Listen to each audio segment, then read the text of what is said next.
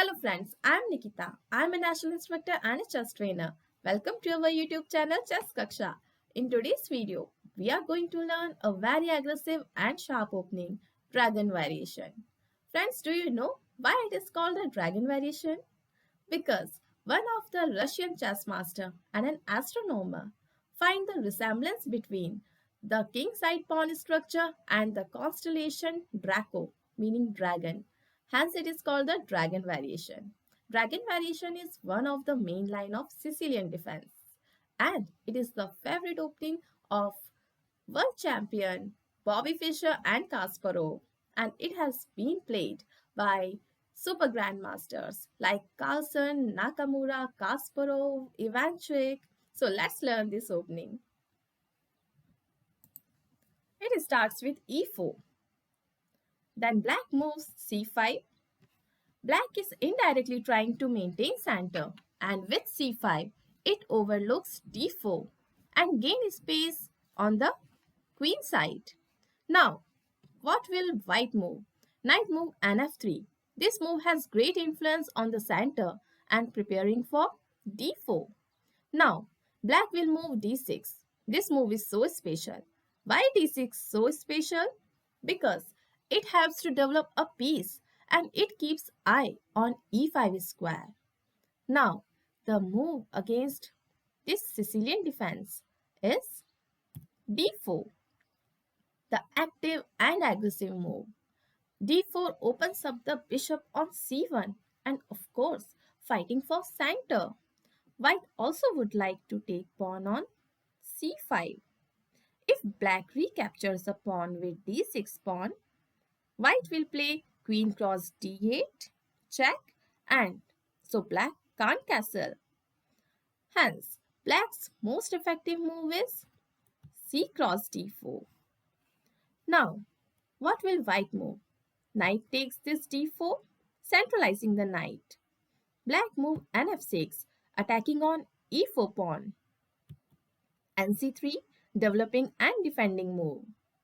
This position is called Sicilian. Now black move g6. When black moves g6, it starts dragon variation. This gives black f8 bishop access to g7 and then will be able to castle shortly. It is very sharp and good weapon. Now, what will white move? White will move bishop to e3. White purpose of bishop to e3 is castle on queen side as soon as possible and attack on the black's king side. This move also helps the knight on d4. Now, what will black do? Black will move bishop to g7. Friends, if after bishop to e3, it move ng4, is it a good move? No, it is a blunder because bishop to b5, check. Then black move bishop to d7 and queen takes this g4 knight, and you can see this black bishop can't capture this queen because it is pinned. Now, when black move bishop to g7, if white move q d2, then ng4 is coming. Then bishop to b5, check. So, if white move bishop to f4, it's not good because after this bishop cross d4, queen cross d4, and you can see e5 is coming and very dangerous. So, if after ng4 it move bishop to g5, then h6, bishop to h4, and c6, bishop to b5, and you can see bishop to d7. Still black is doing well. Hence, f3 is good move here. So after bishop to g7, f3 is the good move because this is the main line. f3 is controlling the g4 square to prevent black knight to come this g4 square and also support the central e4 pawn. This position after f3 is called the Yugoslav Attack. Now, what will black do? Black will castle. Now, queen to d2 to castle on next move. Now, black moves nc6, keeps eye on e5 square. Now, black has castled and mostly developed. Now, black want to strike in the center. Black would like to play d5 to make position open. Now, what should white move? White move bishop to c4. Now, this is a direct attempt to prevent and stop playing this d5. White's last minor piece is developed and now has freedom to castle on either side. Now white can castle on either side.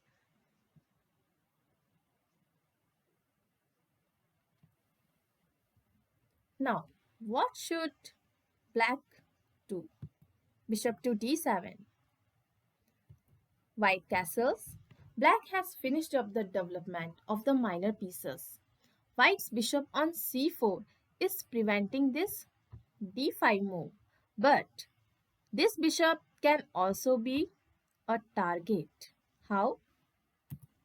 Rook to c8. Interesting and excellent move.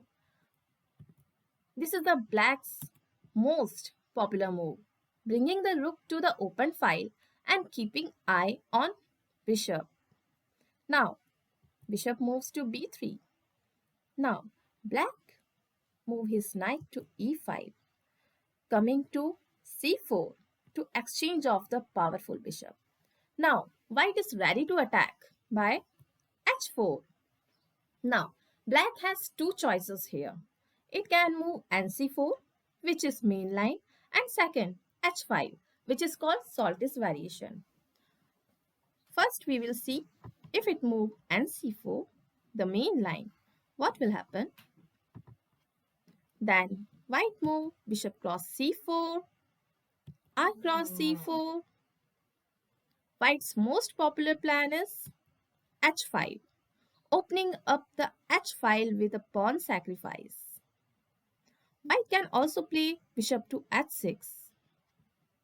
You can see bishop is coming to h6.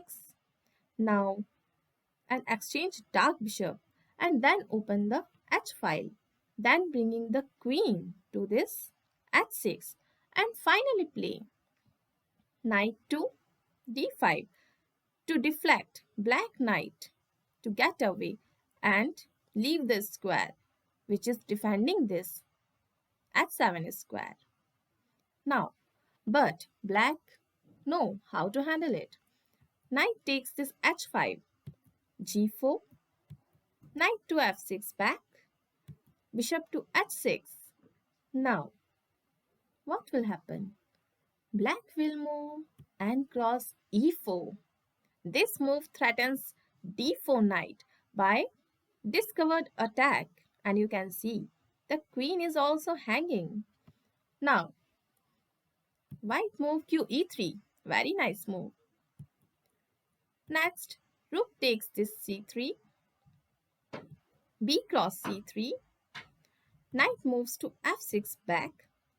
White king is quite exposed now.